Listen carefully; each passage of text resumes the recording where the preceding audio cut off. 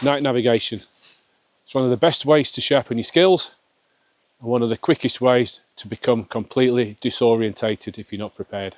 And tonight I'm going to show you the exact methods I use as a mountain leader to navigate in the dark. And at night time, everything changes. Landscapes disappear, your depth perception goes, and even familiar routes look different. But here's the good news. If you can navigate in the dark, you can navigate anywhere. Night navigation builds confidence, accuracy and decision making. And for anyone doing Duke of Edinburgh supervision or mountain leader training or getting out in the winter, this night navigation is an essential skill. And before we get into any tips and techniques, we need to understand what our eyes can and can't do at night. Your eyes have two types of receptors or cells, rods and cones. And cones is what you use during the daytime. They see colour and they give you detailed vision. The rods are sensitive to light. They don't see colour, and this is what you use at night when you get your night sight. So you get your night sight by not using bright light for 30 minutes. And your eyes become accustomed, and it's amazing how much you can actually see in the dark. But then all it takes is one blast of light and then your eyes are back to normal, and you've got another 30 minutes before you get your night sight back. A lot of people will close one eye just to keep the night sight in one eye. Another tactic people use to preserve the night sight is to use a red torch. However, if you're navigating using a red torch, you can't see the contour lines on an Ordnance Survey map if you're using a red light. So pros and cons. Yes, it'll preserve your night sight. However, it's going to make navigating very difficult for you. Tonight I'm not using a red light because I'm going to be talking to camera, and I've got this thing in front of me under the camera blinding me. So I'm not going to be getting my night sight. But if I was, I might be tempted to use this. When I'm navigating, I have a colour code. Brown, blue, black and green. Brown is my favourite colour. Contours. But if I'm using this, I'm going to struggle at the first hurdle. I'm not going to see the contours on the map. And my first tip is get yourself a good head torch. A good head torch will make night navigation much easier. This one here, it's a Petzl. It's got 3 settings, super bright. But what I like about this one is if I'm looking down at a map, it detects the glare back off the map into a little sensor built on the head torch, and it automatically dims, so it's not going to blind me. And I've also got a backup head torch. Both of these fully charged before I came out. No batteries required. These I can charge from a power bank, and they've been on charge during the day today. I can actually plug them into my cigarette lighter. In my van, powered off the leisure battery, so I can have them on charge and it doesn't drain the battery on the van. So I've parked the van down on the corner on this bend here, and I've simply walked down the track here, and I'm just at the bottom end of the south end of this reservoir here. So what I'm proposing to do is head up into the woods. But I'm conscious there's another footpath up there that goes up into the woods. So what I'm going to do here is take a quick half bearing.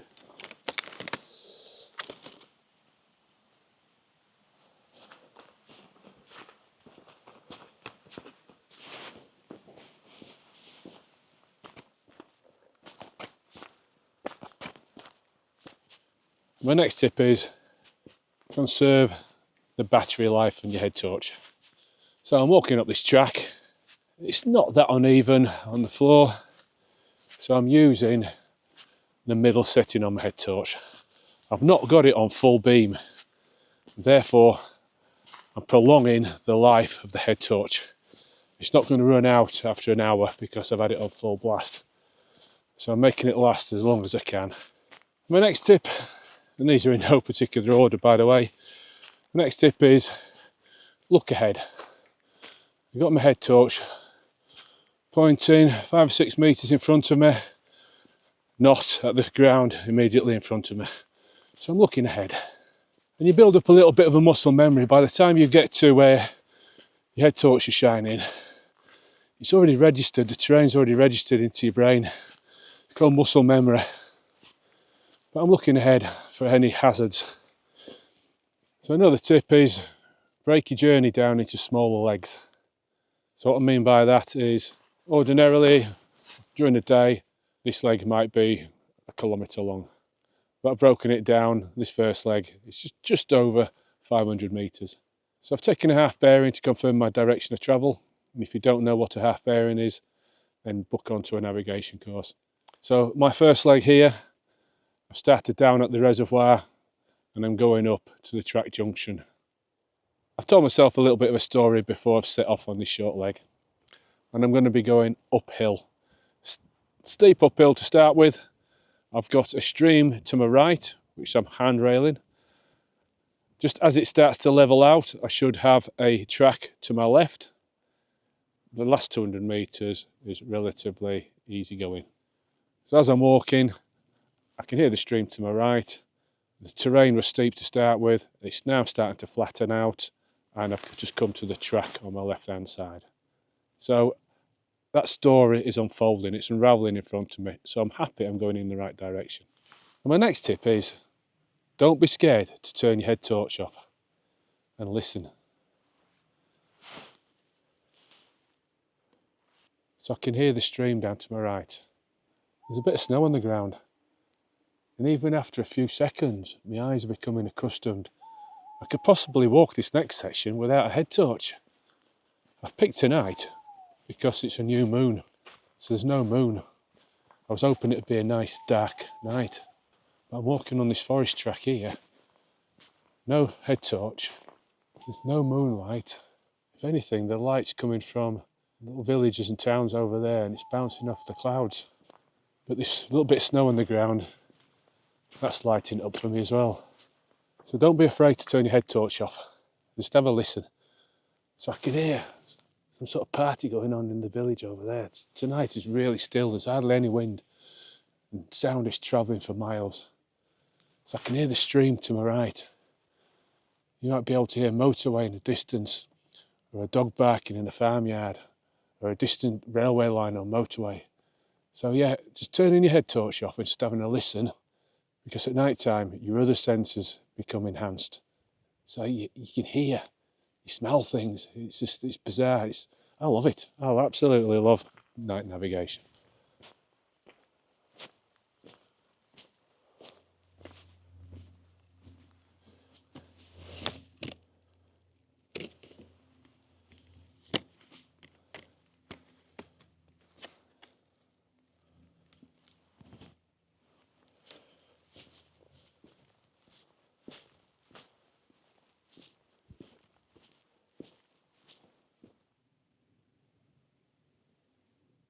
So before I came out tonight, I left a full detailed map and route and timings with my other half.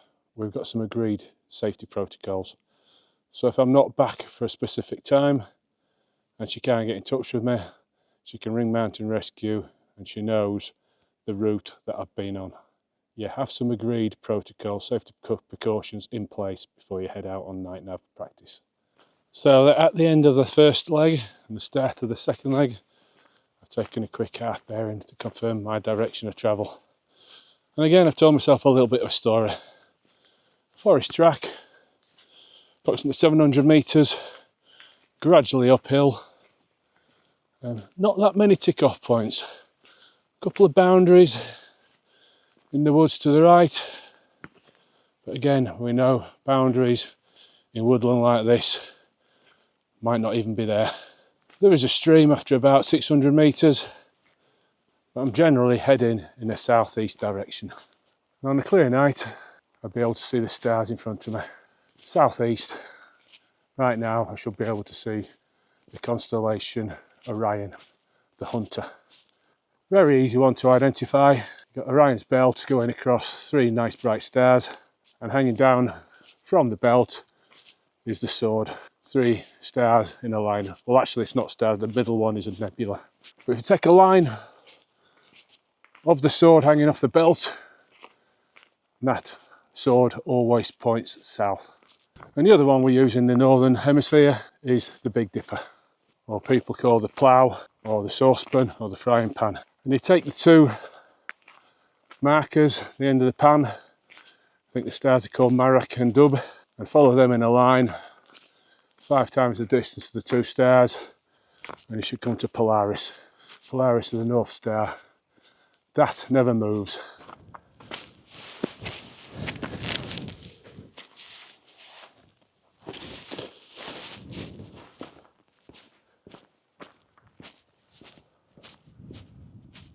So I've reached the end of the second leg. I've reached the road and just having a bit of a think about my plan. My original plan was to go up onto the moors, navigate to a trig point. However, the snow's coming down a little bit now. My van is parked on a little back road, and the last thing I want is to get stuck. So I'm going to head back down to the van.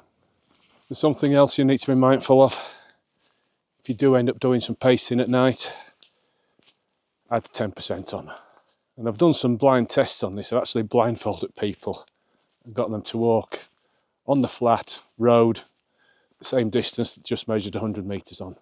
And if the pacing was 64 paces over 100 metres on the flat, put the blindfold on and there were 70 paces. So add 10% on for the night. Yeah, so slow everything down. Timing, pacing, it's going to take longer. So there's a little bit of snow coming down, but visibility is fairly good tonight. But it's not always like that. Sometimes it can be thick fog. Here in Yorkshire we call that pea soup. And it's where your head torch, if you got it on your head, it illuminates the moisture in front of your eyes and it glares back at you and it can reduce your visibility. So top tip, maybe head torch around your neck or hold it at waist height. And it acts like the fog lights on the car. You can see so much further. So yeah, in reduced visibility, take it off your head, keep it low. During the winter months, I do a series of night walks. And the route I'm on today is one of the routes that I take people on. We try and do it on a full moon, because you can walk through the forest with no head torches. And the place is just lit up by moonlight. And it's magical, it is something special. And because your eyes aren't operating at their full potential, your other senses become enhanced. So you're hearing, you can hear sort of rustling of mice in the grass. They smell. It's just, yeah, it's magical. So if anybody's not done a night walk, get out, highly recommend it. Some of my night walks, we talk about nocturnal wildlife, with some little flashcards, we have a bit of a quiz, we talk about light pollution, we look at the constellations and look how we can navigate using the different constellations. So yeah, if you're interested, check out the website. There's some dates appearing on there in the next few days. Whenever I go out on night navigation, I always take a rucksack. And in here I've got extra layer, group shelter, waterproofs, hot drink, spare hats, spare gloves, and 2 or 3 head torches. So whenever you're out with a group, there's always somebody whose head torch will die, or the forgotten one. I actually did a guided walk up in the North Yorkshire moors. I had a group of 12. 6 people didn't bring a head torch. And I'd catered for it. Luckily I had enough torches for everybody to do the walk. But yeah, especially if you're taking people out, always have some spare torches. My next tip is always take the safer option. A couple of years ago, I was out with mountain rescue trainees doing some night navigation practice. And I gave them a location to navigate to, and it was only a short distance as the crow flies. Over boggy, heathery terrain, but there was a footpath. And the footpath, bit of a roundabout walk, and it was probably double the distance. So half the group took direct cross country, half the group took the footpath. The ones that took the longer footpath ended up at the end location a good 5 or 10 minutes before the group that cut across the moors. And considerably safer as well. The ones that are cut across the moors, the shorter distance, at some points they're up to their knees in bog. So yeah, potentially ankle breaking, knee busting terrain. So yeah, why put yourself through that? If it's a safe route, take the safe route. And if you're out with other people, keep your head torch angled downwards. The last thing you want to do is look somebody in the face and blind them. They're not going to thank you for blinding them. So yeah, keep your head torch angled down if you're with a group.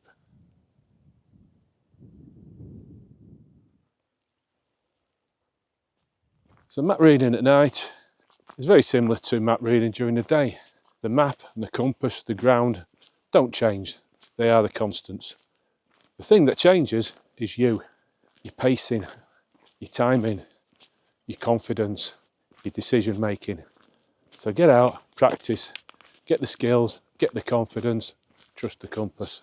Having the ability to have a red flashing light means if you are out in the night, you can put your flashing red light on the rear person's rucksack, and it's just an extra warning for any vehicles coming from behind.